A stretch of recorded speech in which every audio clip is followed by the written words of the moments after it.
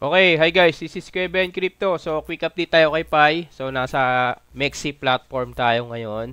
So, kung mapapansin nyo si Pi, from upper resistance natin na 1.6743, bumaba na yung price range up to 60%.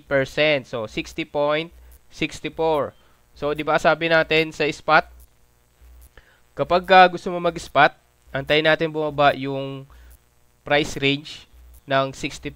So, dito, meaning, pwede na tayong mag-buy. For example, dito sa, eto, dito sa 0.6581, so nag-buy tayo dyan. So, ngayon, gagawin natin dito, kapag bumaba pa yung market, magdi-DCA tayo. For example, bumaba ulit ng 10%. So, bumaba ulit dito ng 10%, magbabay ka ulit dito. Bumaba ulit ng 10%, magbabay pa ulit.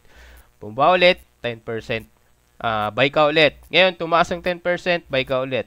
Tumaas ng 10%, buy ka ulit. Tapos, tumaas ng 10%, magbabay ka ulit. Hanggang mapantayan niya yung first buy mo, which is sa 0.6581. So, ngayon, kapag napantayan niya na yan, stop ka na dyan. So, antayin mo nang tumaas yung market. Kapag tumaas yun, possible, paldo ka doon. So, ganun lang naman. So, hindi naman habang buhay nandito na yan sa baba eh. So, syempre, possible, kunin niya pa rin ulit yan. Kukunin niya pa rin yung resistance na yan. Or, ma-break pa rin yung resistance na yan. So, yun. Kay Pi, check natin kung ano yung magiging galaw ng market. Pero kay Pi, hindi muna ako nagpo-future. So, ang ginagawa ko dito, monitor lang. So, pag nagkaroon ng laman tong Mexi natin ng USDT, so magkano tayo? Mag-try tayo mag-trade dito kay Mexi. So, ngayon, ito, once na nag-sign up kayo kay Mexi, may makiklaim kayo na 10 USDT. Pero, kailangan verify muna. So, kailangan verified yung KYC mo bago mo makuha yung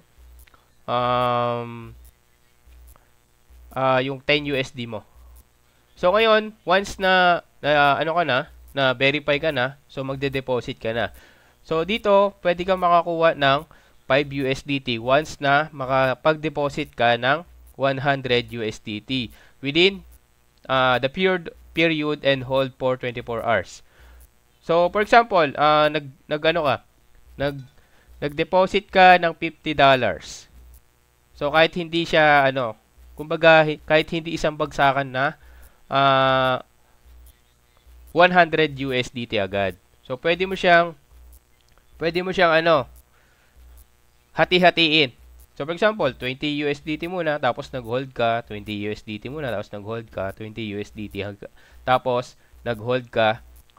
So, yun. Tapos, kapag nabuo mo na yung 100 USDT, i-hold mo siya ng 24 hours, makukuha mo tong $5 mo.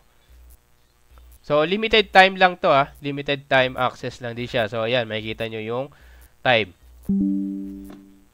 So, makikita natin yung time dyan. So, yun lang. Kung gusto nyo mag-sign up dito kay Mexi, so, nasa comment section natin yung link. So, click nyo lang yung link na yon. So, direct na kayo dun sa link natin. So, yun. Sign up na kayo dito kay Mexi para makareceive kayo ng $15. So, $15. Saan mo mapupulot yung $15, diba? So, yun lang. This is Kuya Ben Crypto. Peace out.